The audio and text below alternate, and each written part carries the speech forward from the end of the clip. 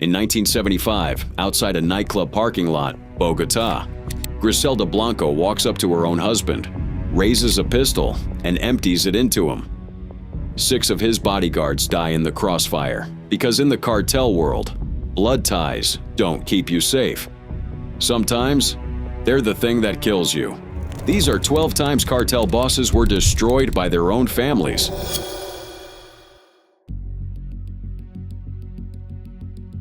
Alberto was cheating on Griselda. Blow up in a parking lot, and she shot Alberto and killed him. The mid-1970s. Griselda Blanco was already one of the most feared names in the cocaine trade. But her deadliest enemy wasn't a rival kingpin, it was the man sleeping next to her. They called her the Black Widow, and she earned every letter of that name. Griselda ran cocaine into Miami by the ton and left a trail of bodies behind her. Her second husband, Alberto Bravo, wasn't just her partner in life, he was her partner in the business. Then the money stopped adding up. Griselda believed Alberto was skimming millions from their operation, so she called a meeting. A quiet talk in a Bogota nightclub parking lot to settle the accounts. Both of them brought bodyguards. Both of them brought guns. Here's the thing about 2 ruthless people who no longer trust each other. Only one of them walks away. The talk turned into an argument. Voices rose, accusations flew. And in the cocaine world, an argument between 2 armed people rarely stays an argument for long. The bodyguards reached for their weapons. So did Griselda. So did Alberto. When the shooting finally stopped, 6 bodyguards lay dead on the pavement. Griselda had taken a bullet to the stomach. And Alberto Bravo, her husband and business partner, was gone. She had shot her way out of her own marriage. Some accounts say she pulled the trigger on him herself. And Alberto wasn't the last. Griselda is believed to have had her first husband killed too, and later ordered the death of husband number 3 after he took their son. 3 marriages, 3 men in the ground. The Black Widow buried them all. Griselda herself was gunned down in Medellin in 2012, but not by family. That title belonged to her alone.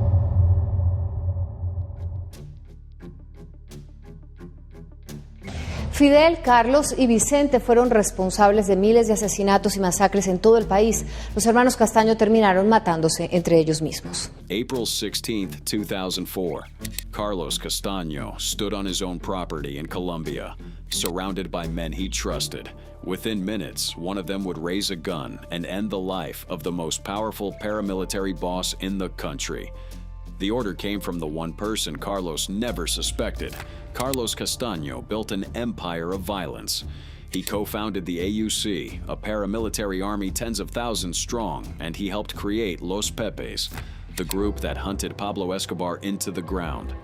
Carlos had killed for a living his entire adult life. He thought he'd seen every kind of betrayal. He was wrong about one man, his own brother. By 2004, Carlos was quietly talking to United States authorities. Word spread that he might surrender, might even testify. And a surrender from Carlos Castano could expose everything, including the drug trafficking of his older brother, Vicente. Vicente Castano had a simple solution: silence his little brother. He turned to the family's most trusted man, a security chief and longtime friend nicknamed Monalesh. The instructions were clear: kill Carlos. April 16, 2004, Monalesh and his men moved in. Carlos was on his own land, surrounded by his own people. He had no reason to expect what was coming. A witness later recalled the killer declaring that he answered to only one man before he opened fire. That man was Vicente, Carlos Castano, the founder of a paramilitary army, the hunter who helped destroy Pablo Escobar, the man who had terrified an entire nation, died on the orders of his own brother. Then, his body simply disappeared. For years, no one could even find it. Vicente vanished too. In 2011, a Bogota court convicted Vicente in absentia and sentenced him and 8 others to 40 years for the murder. He was never caught. Carlos spent his life ordering the deaths of other people's brothers. In the end, it was his brother who ordered his.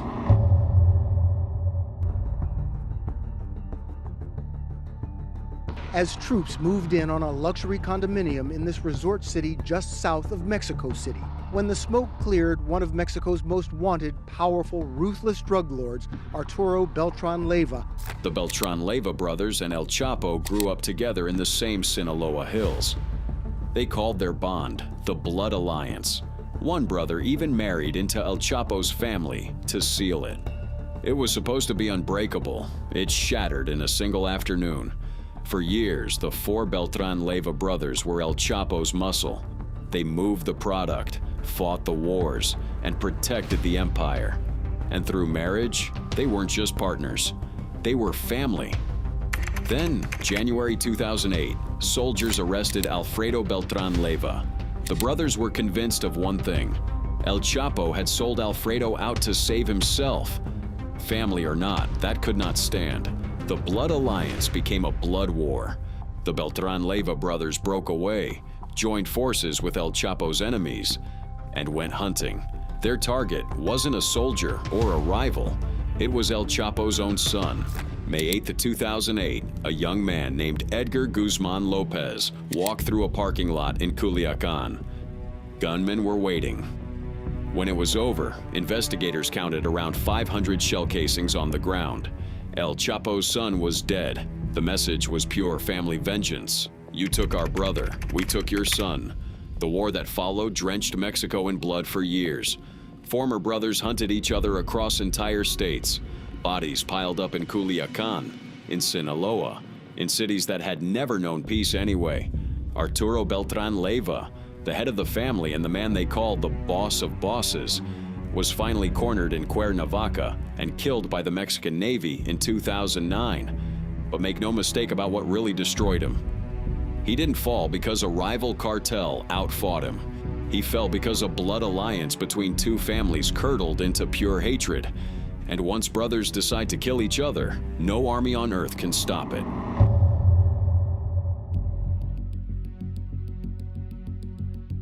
Yeah, hey, Nicole. Well, the co-founder of the Sinaloa Cartel has learned his fate. He's going to spend life in prison in the United States. July 25th, 2024. El Mayo Zambada had survived 50 years in the cartel world without ever seeing the inside of a cell. No arrest, no prison, no betrayal. Then he agreed to one last meeting with a young man he'd known since childhood. Understand how impossible this was. El Mayo co-founded the Sinaloa Cartel alongside El Chapo. While El Chapo was captured, escaped, captured again, and shipped to a U.S. prison, El Mayo simply vanished into the mountains, decade after decade. He was the ghost nobody could touch. His secret was trust. He only met with family and the closest of friends. That trust had a name: Joaquin Guzman Lopez, one of El Chapo's own sons. To El Mayo, this was practically a nephew. He'd watched the boy grow up. So when the young man asked for a meeting near Culiacan, El Mayo went. No army, no suspicion. Just an old man trusting the son of his oldest partner. It was a trap. According to El Mayo's own account, released later through his lawyer, he walked into that meeting and everything went wrong in an instant. Men in military uniforms tackled him. They hooded him. They dragged him, drugged, onto a small plane. That plane didn't land anywhere in Mexico. It flew straight across the border and touched down in New Mexico, where federal agents were standing on the tarmac waiting for him. The ghost of Sinaloa had finally been caught. Not by soldiers, not by a rival, by the son of the man he'd trusted most. In December 2025, Guzman Lopez pleaded guilty in a Chicago courtroom and admitted he'd handed El Mayo over to help his own case. El Mayo sits in American custody to this day, taken down by the one thing he never guarded against: his own extended family.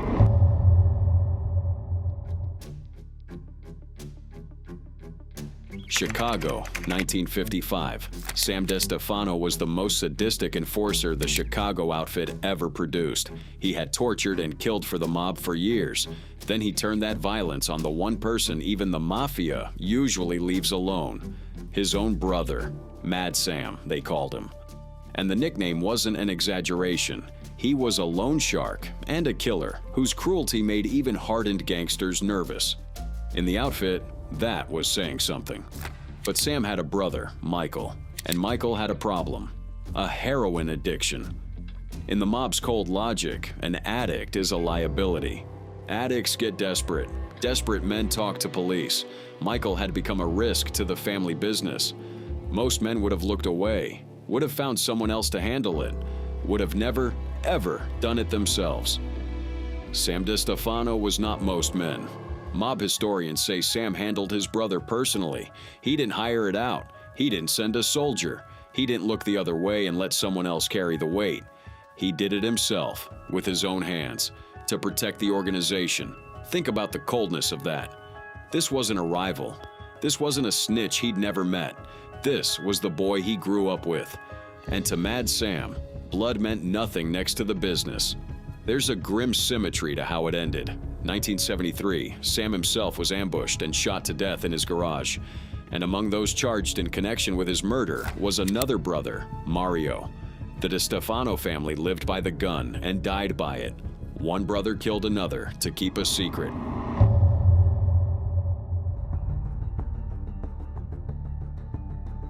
Christmas Day, 2006. A woman was shot dead inside her own home in a small Italian mountain town. She was the wife of a clan boss. Her murder reignited a family feud so vicious, it would spill blood all the way into Germany. San Luca is a tiny village, the spiritual heartland of the 'Ndrangheta, Italy's most powerful mafia. And in San Luca, two clans had been at war for years. The Nirta Strangio family against the Pelevotari Romeo family. These weren't strangers. They were neighbors, rivals, and in some cases, relatives by marriage. That's what made it so personal. The feud had cooled for a while. Then, Christmas Day 2006, gunmen killed Maria Strangio in her home. She was the wife of one of the bosses. In the 'Ndrangheta, an attack like that demands an answer written in blood. The answer came in a foreign country. August 15, 2007, 6 men connected to the rival clan gathered outside a restaurant in Duisburg, Germany, celebrating a young man's 18th birthday. Gunmen were waiting in the dark. They fired more than 70 rounds. All 6 died in the street. The world called it the Duisburg Massacre. It made headlines across Europe. But Italy knew exactly what it really was. Not random gang violence, a family feud that had metastasized across an entire continent. Investigators traced the killing straight back to San Luca, straight back to a war that started decades earlier and had already claimed lives on both sides. One of the gunmen was identified as a member of the rival clan, striking back for the Christmas Day murder of the boss's wife. In 2011, an Italian court handed down life sentences to the men responsible. 2 families, bound together by geography and marriage, had turned a quiet mountain village into a graveyard and dragged their vendetta all the way to Germany to do it. In the 'Ndrangheta, the deadliest wars are always the ones between relatives.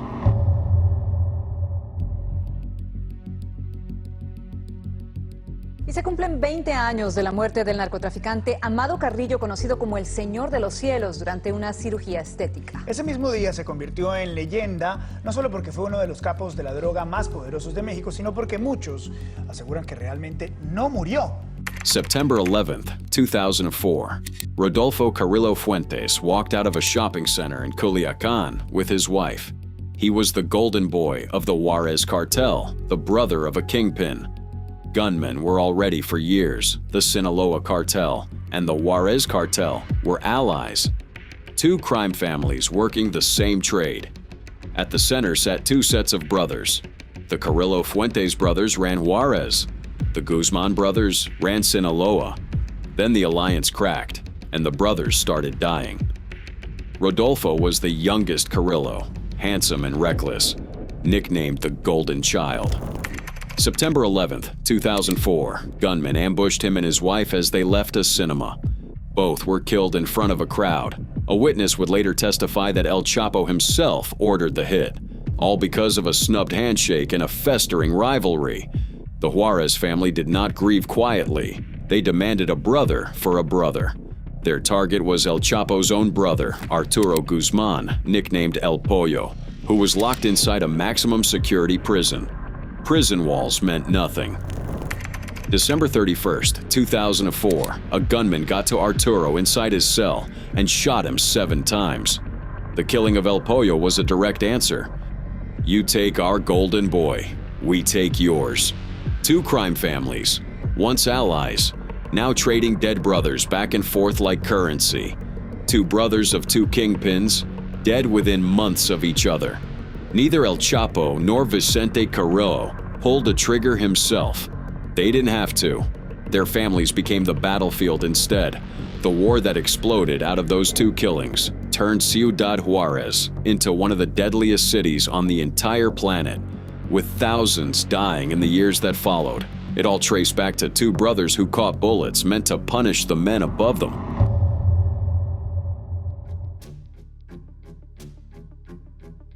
È deceduto nel carcere di Opera a Milano l'ex reggente del clan di Lauro, Cosimo Di Lauro, che nella struttura penitenziaria milanese era detenuto in regime di 41 bis. Naples, 2004. Cosimo Di Lauro inherited a billion-dollar drug empire from his own father. Within months, the men his family had trusted for decades turned their guns on him. The war that followed was the Camorra, tearing itself apart from the inside. Cosimo's father, Paolo Di Lauro, built one of the most profitable drug operations in Europe out of the Naples suburb of Scampia. When Paolo went into hiding, he handed the empire to his son. They called Cosimo the designer Don for his sharp clothes and cold style. But running an empire is harder than inheriting one. Cosimo tried to tighten his grip. He favored young loyalists and cut the profits of the old guard, the very men who had built the business alongside his father. Those men felt betrayed by the family they'd bled for, so they broke away. Led by a former top lieutenant, the breakaway faction declared war on the Di Lauro clan. What came next was slaughter. Dozens of people died in the streets of Scampia in a matter of months. The empire Paolo built was now consuming his son. The violence was so extreme, so public, that it horrified all of Italy. Ordinary people were caught in the crossfire. The state finally poured police into Scampia to stop the bloodshed. January 2005, they caught up with Cosimo. He was hunted down and arrested, dragged out into the night as cameras rolled and neighbors watched. The designer Don, the heir to an empire, hauled away in handcuffs. He would spend the rest of his life behind bars and die there years later. Paolo Di Lauro handed his son a kingdom on a silver platter, and that kingdom, along with the very family men who once served it loyally, rose up and nearly wiped the Di Lauro name off the map for good.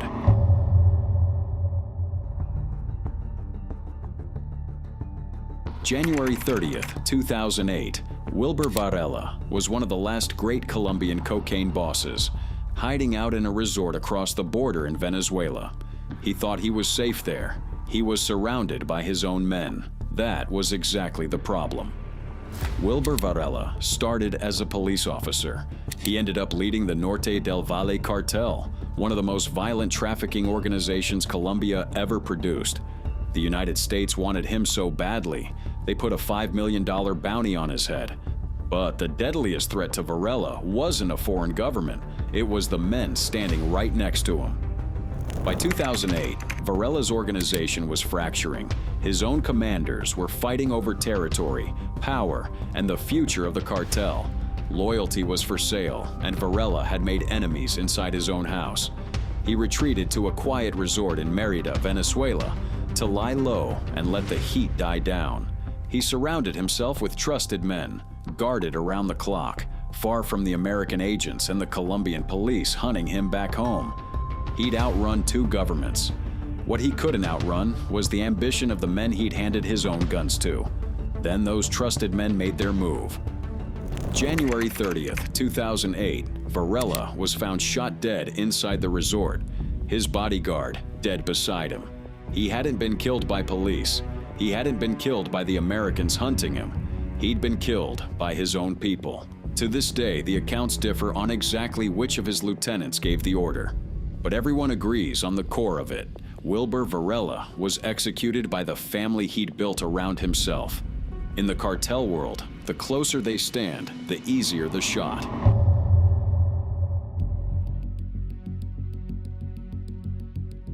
(1988) Antonio Bardolino was the untouchable godfather of the Casalesi clan, a man so powerful they called him the Italian Pablo Escobar. He fled to a beach paradise in Brazil to enjoy his fortune. His most loyal deputy followed him there with a hammer. Antonio Bardolino didn't just run a clan. He built the Casalesi into one of the richest, most brutal Camorra families in Italy, with tentacles reaching across the world. But even a godfather makes enemies inside his own organization. Bardolino had crossed the wrong people in the clan's endless internal power struggles. He had ordered the death of a rival's brother.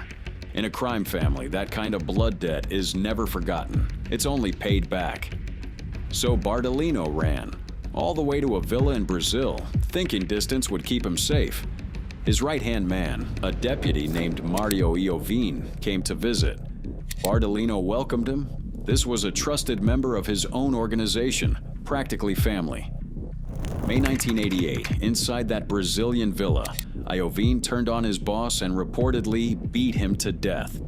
The order had come from the top of the clan. The Casalesi had decided their own founder had to go. Here's the strange part: no body was ever found. To this day, some investigators wonder whether Bardolino faked his own death and slipped away. The case was even reopened decades later. Whether he died in that villa or vanished, one thing is certain. The family he built decided he was expendable and sent one of his own men to end him.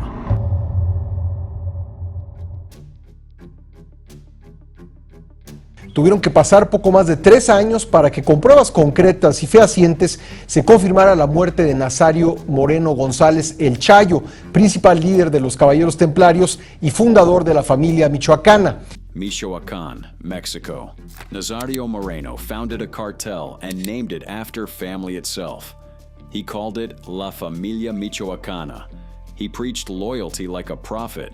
Then the family he created split in two and went to war with itself. Nazario Moreno wasn't a normal cartel boss.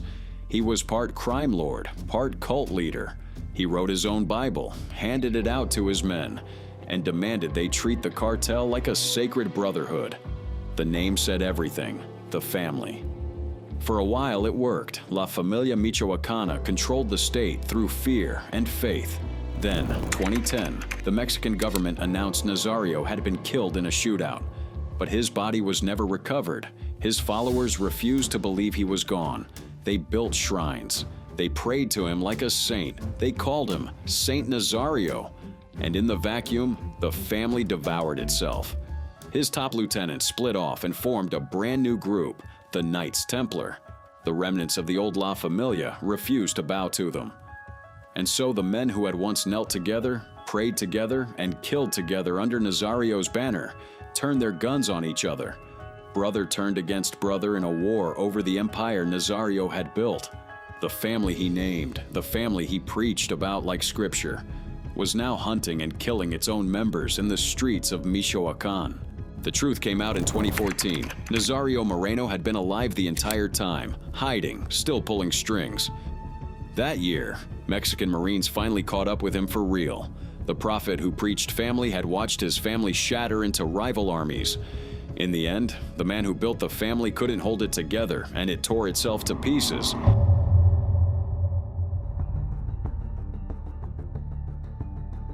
The Gulf Cartel was one of Mexico's oldest crime dynasties, run by the Cardenas family for generations. Rafael Cardenas Vela was born into that dynasty, the nephew of two bosses. Then he did the one thing a cartel family can never forgive. He turned on his own blood. Rafael Cardenas Vela had cartel royalty in his veins. His uncle Ociel Cardenas Guillen had run the Gulf Cartel for years. Another uncle, nicknamed Tony Tormenta, ran it after him. Rafael grew up inside the family business, rising to become a plaza boss himself. Then the dynasty started to fall apart. November 2010, Mexican Marines killed his uncle Tony Tormenta in a massive shootout. With him gone, the Gulf Cartel plunged into a vicious internal war. Family members and factions turned on each other, all fighting for control of the crumbling empire. Rafael found himself on the losing side. And a losing plaza boss in a cartel war is a dead man walking, so he ran across the border into Texas. But he didn't just hide. In 2011, he was arrested by American authorities. And then he made his choice. He talked. Rafael Cardenas Vela sat down with American authorities and testified in detail about the inner workings of the Gulf Cartel. The roots, the bribes, the structure, the family enterprise his uncles had spent decades building in blood. He laid it all bare in an American courtroom and took a 20-year sentence for himself. And he wasn't even alone. His uncle OCL had already cut his own deal with the Americans years earlier. The Cardenas dynasty had produced kingpins for a generation. It also produced the men who helped bring it down from the witness stand. Sometimes a crime family isn't destroyed by a rival army or a government raid. Sometimes it's destroyed quietly from the inside by one of its own blood choosing to talk.